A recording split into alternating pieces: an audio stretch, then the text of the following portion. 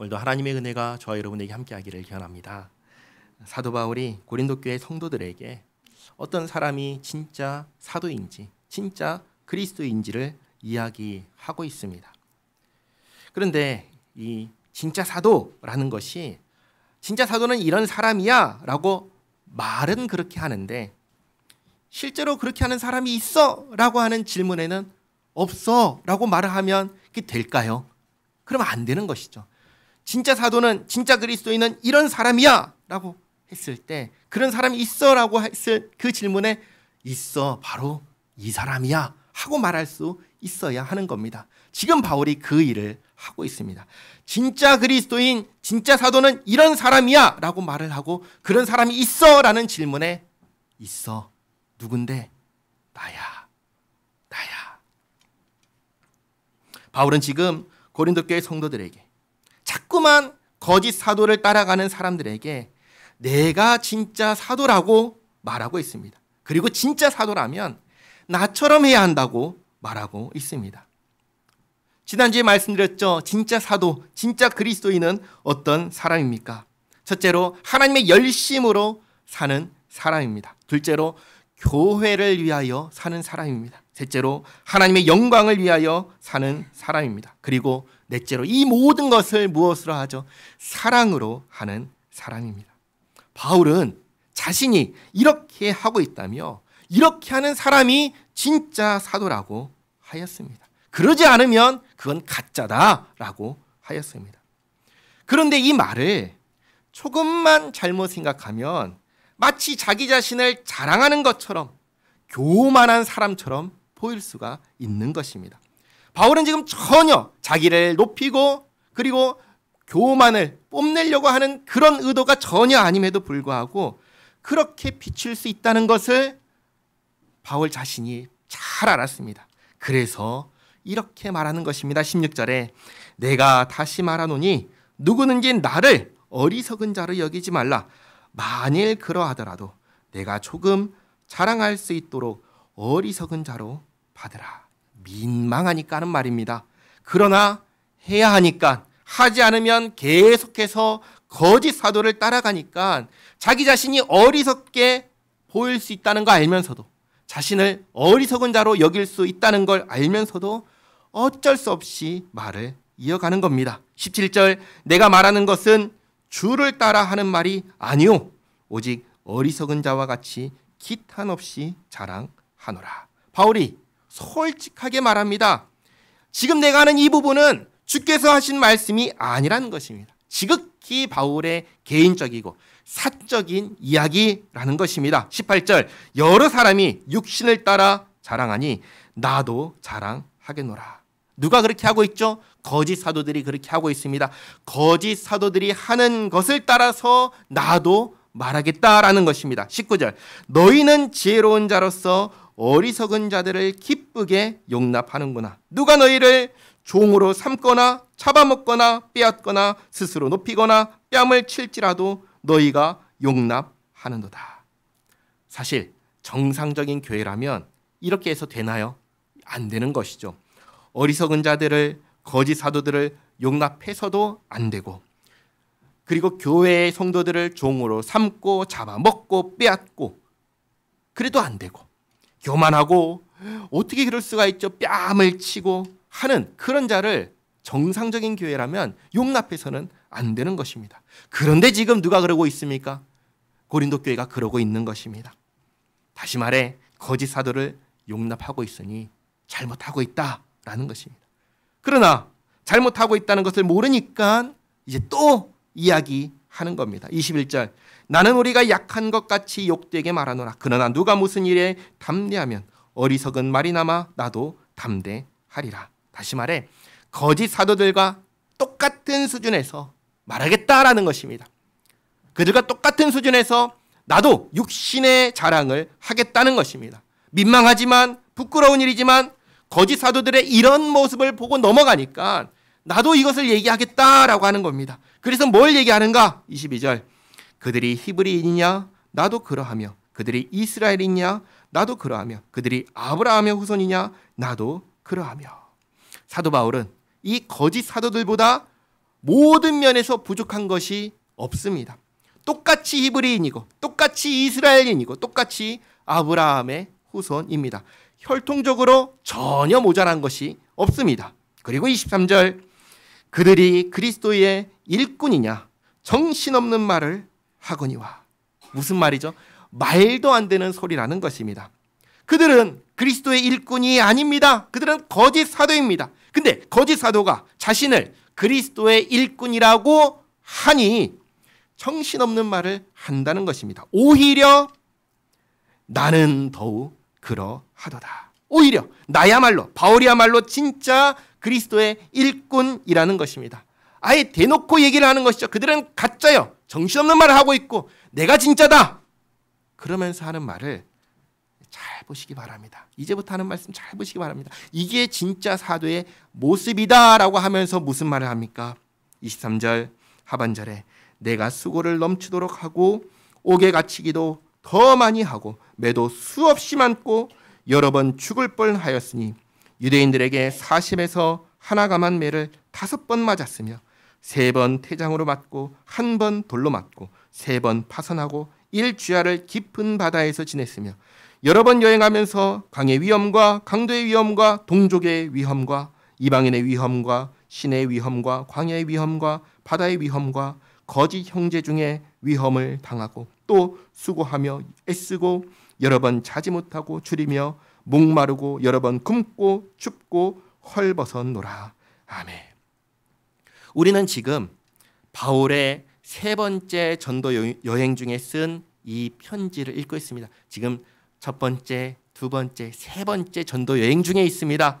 이 3번의 전도 여행이 어떠했는지 이 글을 통해서 조금이나마 우리가 엿볼 수 있습니다. 사도행전에는 이런 내용이 전혀 나오지 않았습니다. 자칭 그리스도인의 일꾼이고 사도라고 하는 자들을 따르는 그 사람들에게 하는 말입니다. 누가 진짜일까요? 누가 진짜일까요?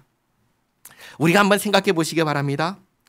예수 믿는 것은 후기 영화를 누리기 위해서 믿는 걸까요? 전혀 그렇지 않지요. 예수 믿는 것은 오히려 이 세상에 흘러가는 이 흐름을 거꾸로 거슬러 가는 것입니다.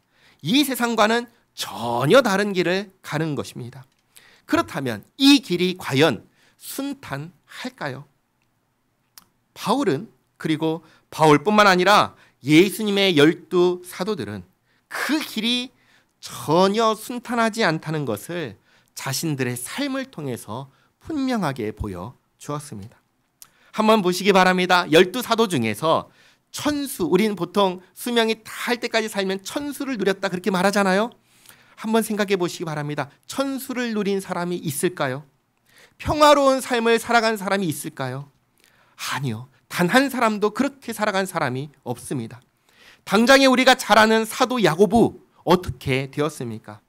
헤롯 아그리파 1세에 의해서 처형당했습니다.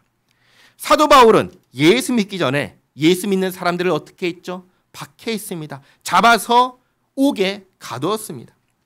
예수 믿는 사람들, 그 당시에 예수 믿는 사람들 가운데 편안하게 살았던 사람 없습니다. 그리고 전해지는 이야기에 따르면 사도 바울은 네로 황제에 의해서 죽었습니다. 나머지 사도들도 다 마찬가지입니다. 다 그렇게 죽었습니다. 가장 마지막에 죽은 사도가 누구죠? 사도 요한입니다. 사도 요한은 어떻게 되었죠?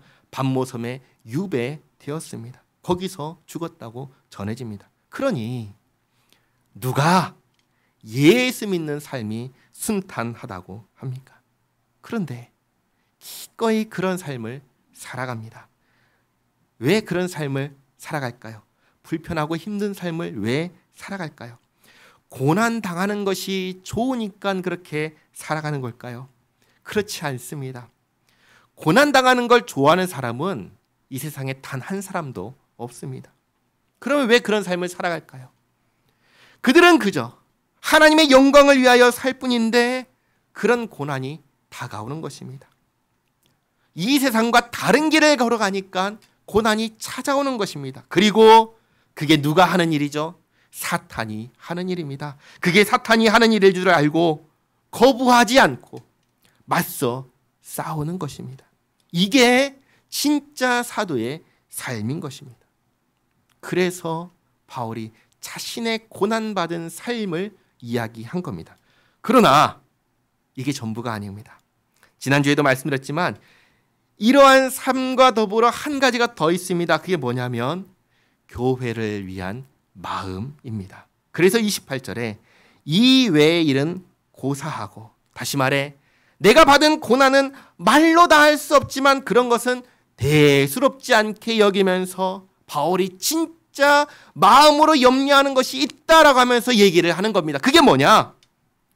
아직도 날마다 내 속에 눌리는 일이 있으니 곧 모든 교회를 위하여 염려하는 것이라. 이게 있는 것입니다. 이게 있어야 합니다. 교회를 위하는 마음이 있어야 됩니다. 이게 있어야 진짜입니다. 이게 없으면 가짜입니다.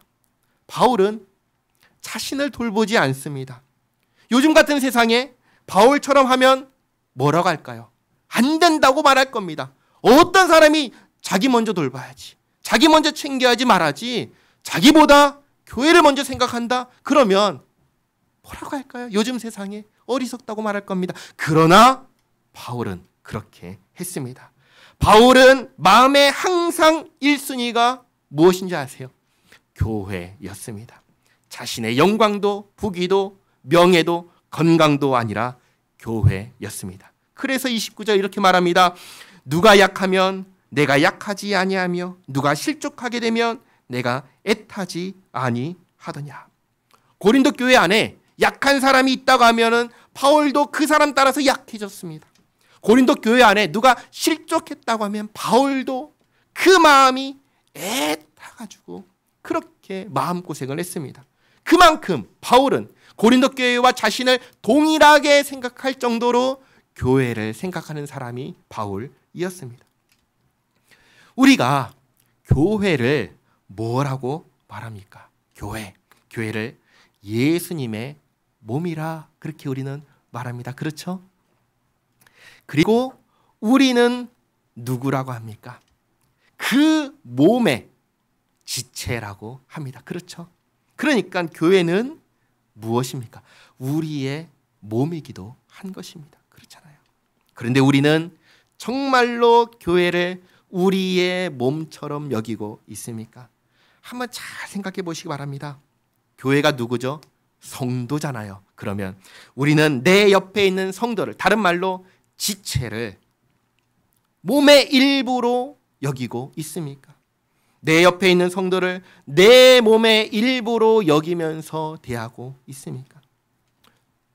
바울은 에베소서에서 이렇게 말씀하였습니다. 에베소서 4장 1절에서 4절까지 말씀 같이 한번 읽겠습니다.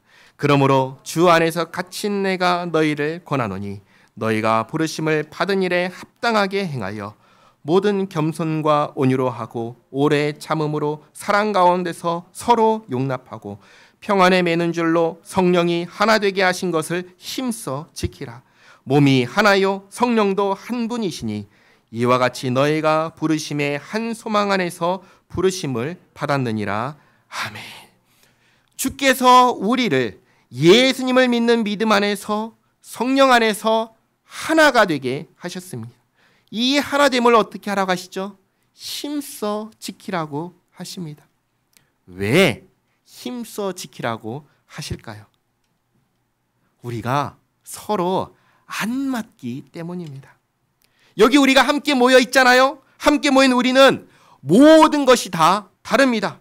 성별이 다르고 나이가 다르고 고향이 다르고 경제 상황이 다르고 생각과 가치관이 다 다릅니다. 안 맞는 게 그러니까 이상한 게 아니에요. 도리어 맞는 게 이상한 겁니다. 안 맞는 게, 우리 서로 안 맞는 게 당연한 거예요. 그러나 안 맞다고 안 볼까요? 외면할까요? 모른 척할까요? 그래서는 안 되는 것입니다. 왜요? 그것은 교회가 아니기 때문입니다. 성령께서 우리를 어떻게 하셨죠? 성령께서 우리를 하나 되게 하셨습니다. 한 몸 되게 하셨습니다. 안 맞아도 한 몸입니다. 그러면 어떻게 해야 됩니까? 어떻게든 함께 맞춰가려고 해야 하는 것입니다. 맞춰가기 위해서 서로 간에 겸손하라고 하는 겁니다. 서로 간에 온유하라고 하는 겁니다. 서로 오래 참고 사랑으로 용납하라고 하는 것입니다. 바울이 고린도 교회를 위해서 스스로 겸손해졌습니다. 낮아졌습니다. 대면하여 만날 때, 얼굴을 보고 만날 때 말할 수 없이 온유하게 되었습니다. 그러니까 이전에 뭐라고 했나요? 편지로 쓰는 글은 너무나 힘있고 그리고 강한데 얼굴 마주보고 대할 때는 온유하기 그지없다라고. 다른 사람 아니냐? 그렇게 이전에 편지에 썼던 걸 우리가 읽었습니다. 그렇게 바울이 대한 것입니다. 사랑으로 서로의 다름을 용납했던 것입니다. 그러니 우리도 그러해야 합니다. 그렇게 하기 위해서 한 가지 말씀드리겠습니다. 이런 노래 가사를 들어본 적이 있으실 거예요. 뭐냐면 말하지 않아도 알아요. 눈빛만 보아도 알아요. 어디서 나왔던 로고송이죠? 초코파이죠. 초코파이. 그러면 제가 질문 드립니다. 말하지 않으면 아나요? 눈빛만 보면 아나요? 모릅니다. 몰라요. 전혀 모릅니다. 그 눈빛 보면서 뭐 하죠? 내가 생각하죠. 저건 무슨 눈빛이지?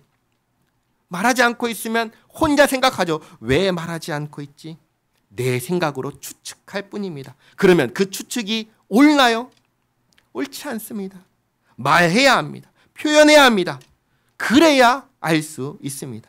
우리에게는 대화가 필요합니다. 우리 중에 그 누구도 서로를 향해서 나보다 못한 사람으로 상대방을 보거나 멸시하거나 함부로 대하거나 하는 사람이 있어서는 될까요? 안 될까요? 안 됩니다. 오히려 상대방을 나보다 존귀히 여겨야 합니다. 사도 바울이 이렇게 얘기했습니다. 빌립보서 2장 1절에서 4절까지 말씀 같이 한번 읽겠습니다.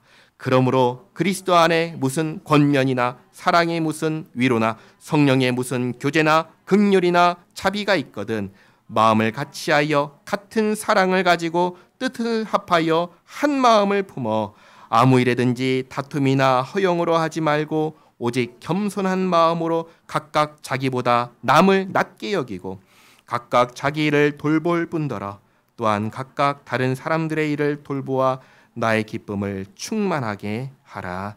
아멘. 우리는 누구입니까? 우리는 예수 믿는 사람입니다.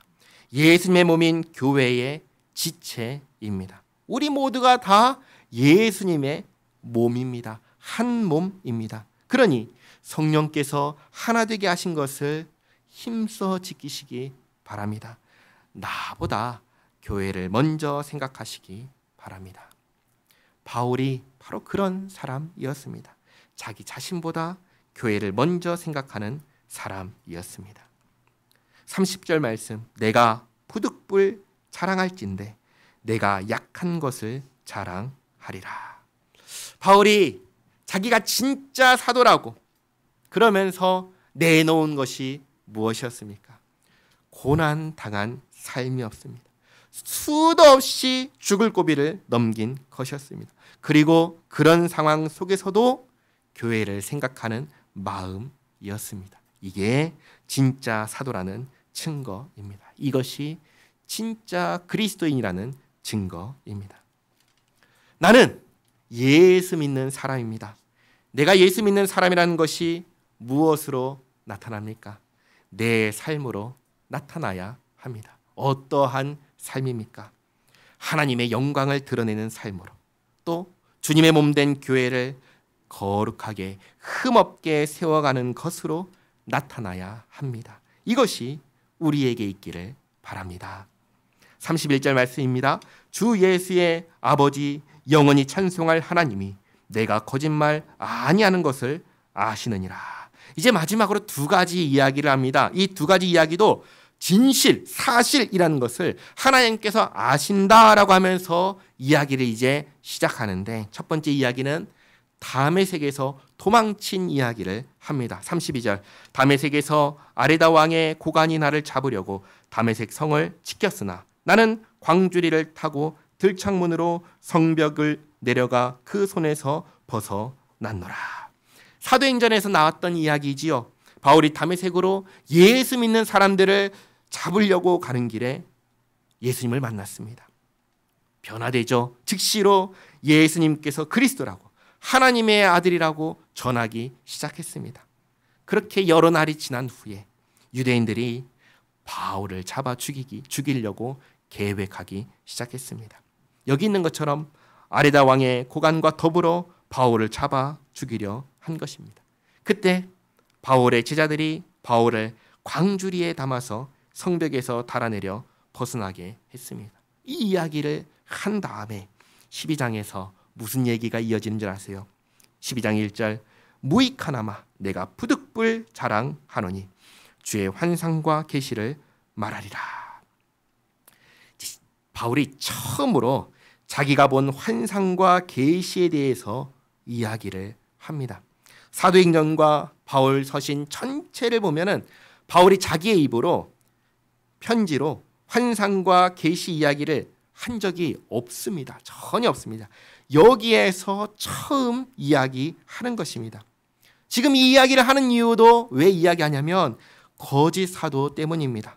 고린도전서에서 바울이 방언에 대해서 얘기할 때에는 그들이 뭐라고 했냐면 저 사람은 방언도 할 줄 모르면서 이렇게 말한다고 그랬습니다. 그래서 바울이 나는 방언 할 줄 알고 너희보다 더 많이 할 줄 안다라고 편지에 써가지고 보냈습니다.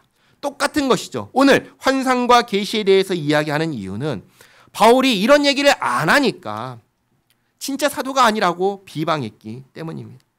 그게 아니라면 이런 이야기를 할 이유가 전혀 없는 것입니다. 우리가 사도행전에서 사도 베드로를 봤지요. 사도 베드로는 환상을 보았습니다. 그렇죠? 그리고 그 이야기를 예루살렘 공회에서 공적으로 사람들이 모인 그 자리에서 이야기를 했습니다. 근데 사도 바울은 그런 환상을 보고 계시를 받고 했던 이야기를 공개적으로 한 적이 없습니다. 그러다 보니 이것 때문에 사도가 아니라고 가짜라고 비방하는 사람들이 생긴 것입니다. 그래서 바울이 자기 자신에게는 이런 말을 하는 것이 유익이 있어요, 없어요? 전혀 없어요. 자기한테는 이런 말을 하는 것이 하나도 유익이 없는데 그럼에도 부득불 이야기를 한다 하는 것입니다. 그러면서 2절에 무슨 얘기를 하죠? 내가 그리스도 안에 있는 한 사람을 아노니. 이 한 사람이 누구죠? 바울 자신입니다. 바울 자신인데 마치 남처럼 얘기합니다. 그는 14년 전에 셋째 하늘에 이끌려 간 자라. 그가 몸 안에 있었는지 몸 밖에 있었는지 나는 모르거니와 하나님은 아시느니라. 내가 이런 사람을 아노니 그가 몸 안에 있었는지 몸 밖에 있었는지 나는 모르거니와 하나님은 아시느니라. 그가 낙원으로 이끌려가서 말로 표현할 수 없는 말을 들었으니 사람이 가히 이르지 못할 말이로다. 바울이 참 놀랍게도 셋째 하늘을 다녀왔습니다. 그곳을 뭐라고도 부르죠? 낙원이라고도 부릅니다. 낙원이 어떤 곳입니까? 모든 신자가 죽으면 그 영혼이 가는 곳이 낙원입니다. 그곳에서 예수님께서 재림하실 때까지 그 영혼이, 신자의 영혼이 거하는 곳이 바로 낙원입니다. 그런데 지금까지 살아서 그곳에 간 사람 있나요? 있습니다. 두 사람 있습니다. 구약시대에 두 사람 있었죠. 누구죠? 에녹과 엘리야입니다.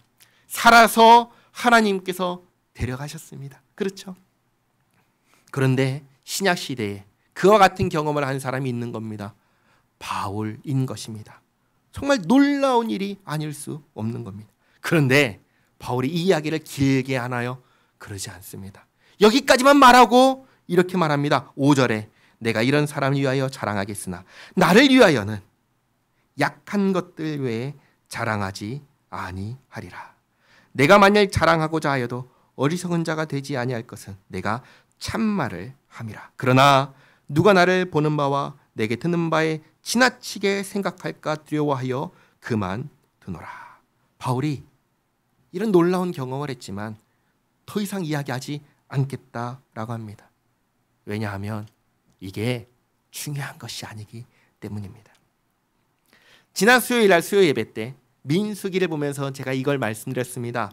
특별한 경험, 특별한 체험을 했다고, 심지어 하나님을 대면하여 보았다고 해서 예수 믿는 것이 아니라고 말씀을 드렸습니다. 그걸 증명하는 사람이 누구였죠? 주술사 발람이었습니다. 그런데 주술사 발람만 그런가요? 아니요. 주술사 발람 외에도 수없이 많은 사람들이, 그리고 이 이스라엘의 역사가 경험과 체험을 했다고 해서 예수님을 믿게 되는 게 전혀 아니라는 것을 증명합니다. 예수님은 어떻게 믿게 되죠? 하나님의 은혜로 되는 것임을 우리가 알 수 있습니다. 그렇기에 바울은 이렇게 놀라운 일을 경험했지만 더 이상 말하지 않습니다. 대신 그보다 더 중요한 것을 이야기합니다. 7절에 여러 계시를 받은 것이 지극히 크므로 너무 자만하지 않게 하시려고 내 육체에 가시 곧 사탄의 사자를 주셨으니 이는 나를 쳐서 너무 자만하지 않게 하려 하심이라. 다시 말해 바울이 교만하지 않게 하기 위해서 바울의 육체의 가시, 보통 질병이라고 하는데 하나님께서 그것을 주셨다라고 합니다. 그래서 바울이 8절 이것이 내게서 떠나가게 하기 위하여 내가 3번 주께 간구하였더니 나에게 이르시기를 내 은혜가 내게 족하도다. 이는 내 능력이 약한 데서 온전하여 짐이라 하신지라. 에베소에서 바울은 놀라운 능력을 행한 사람이었습니다. 바울이 가지고 있던 손수건이나 앞치마를 가져다가 병든 사람에게 얹으면 병도 낫고 악귀도 달아났습니다. 그런 놀라운 능력을 해가던 사람이 바울인데 정작 자기 몸에 있는 육체의 가시를 해결했나요? 아니요, 해결 못했습니다. 바울이 3번이나 하나님께 간구했지만 하나님께서 허락하지 않으셨습니다. 이걸 보면서 뭘 알 수 있죠? 이 능력이 누구의 것이라는 것을 알 수 있는 겁니다. 누구의 것인가요? 바울의 능력인가요? 아닌 것입니다. 하나님의 능력인 것입니다. 이 이야기를 왜 할까요? 바울이 지금 삼층천에 올라가고 낙원을 보았고 환상을 보고 계시를 받았으니까, 그러니까 바울이 대단한 사람이냐 훌륭한 사람이냐 그게 아니라는 얘기를 지금 하는 것입니다. 그런 것 내가 하는 것 아닙니다. 하나님께서 하시는 것입니다. 그래서 9절 하반절에 이렇게 얘기하죠. 그러므로 도리어 크게 기뻐함으로 나의 여러 약한 것들에 대하여 자랑하리니 이는 그리스도의 능력이 내게 머물게 하려 함이라. 다시 말해 삼층천에 올라간 것도 놀라운 능력을 에베소에서 행세했던 것도 낙원을 본 것도 나는 전혀 자랑스럽게 여기지 않는다라는 것입니다. 도리어 내가 정말 자랑스럽게 여기는 것은 무엇이냐? 나의 약한 것들이란 것입니다. 왜 약한 것들을 자랑스럽게 여기죠? 나의 약한 부분들에서 무엇이 나타나나요? 그리스도의 능력이 나타나기 때문입니다. 우리의 약한 부분에서 예수님이 드러나는 것입니다. 그래서 10절에 이렇게 말씀합니다. 그러므로 내가 그리스도를 위하여 약한 것들과 능욕과 궁핍과 박해와 곤고를 기뻐하노니 이는 내가 약한 그때의 강함이라. 아멘. 그러므로 진짜 사도는 기꺼이 어느 자리로 가는 사람입니까? 약한 자리로 가는 사람입니다. 능력과 궁핍과 박해와 곤고를 받아들입니다. 그리고 그것을 자랑합니다. 왜 자랑합니까? 거기에서 그리스도의 능력이 나타나기 때문입니다. 거기에서 예수님이 드러나기 때문입니다. 진짜 사도는 어떤 사람입니까? 바울은 자기 자신을 공개하면서 이야기합니다. 나와 같은 사람이 진짜 사도라고. 물론 바울도 다른 사람들처럼 자랑할 수 있습니다. 혈통, 신분, 환상과 계시 얼마든지 자랑할 수 있었습니다. 그러나 바울이 자랑스럽게 여기는 것들은 그런 것들이 전혀 아니었습니다. 바울이 자랑스럽게 여기는 것, 하나님의 영광을 위해 사는 것, 교회를 위해 사는 것입니다. 또 그렇게 살면서 겪게 되는 능욕과 궁핍과 박해와 곤고 기꺼이 받아들이는 것입니다. 나의 약함을 드러내는 것입니다. 거기에서 그리스도의 능력이 나타나기 때문입니다. 지난주와 오늘 사도 바울은 진짜 그리스도인, 진짜 사도가 어떤 사람인지 보여주었습니다. 그럼 이제 한번 나 자신을 돌아보시기 바랍니다. 나는 어떤 사람입니까?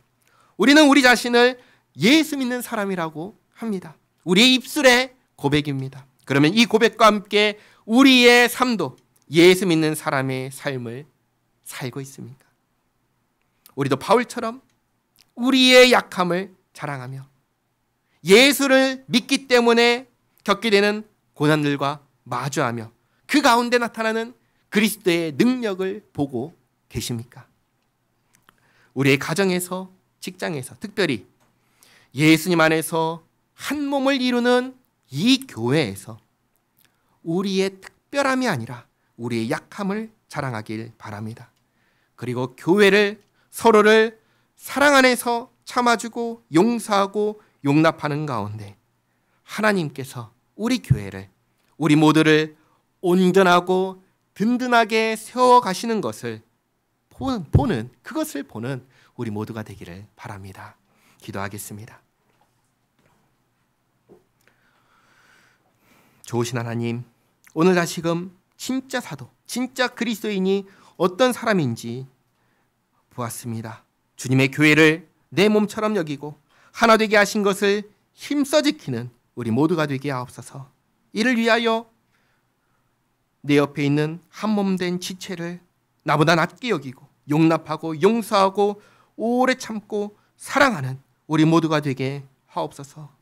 주님, 우리가 말로만 예수 믿는 사람이라 하지 않게 하옵소서. 우리의 신앙 고백과 함께 우리의 행동으로, 우리의 삶으로 우리가 참으로 예수 믿는 사람이라는 것이 드러나게 하옵소서. 예수님을 나의 주로 모셨으니 예수님의 말씀에 온전히 순종함으로 우리의 삶에 예수님을 나타내게 하옵소서. 예수님의 이름으로 기도하옵나이다. 아멘.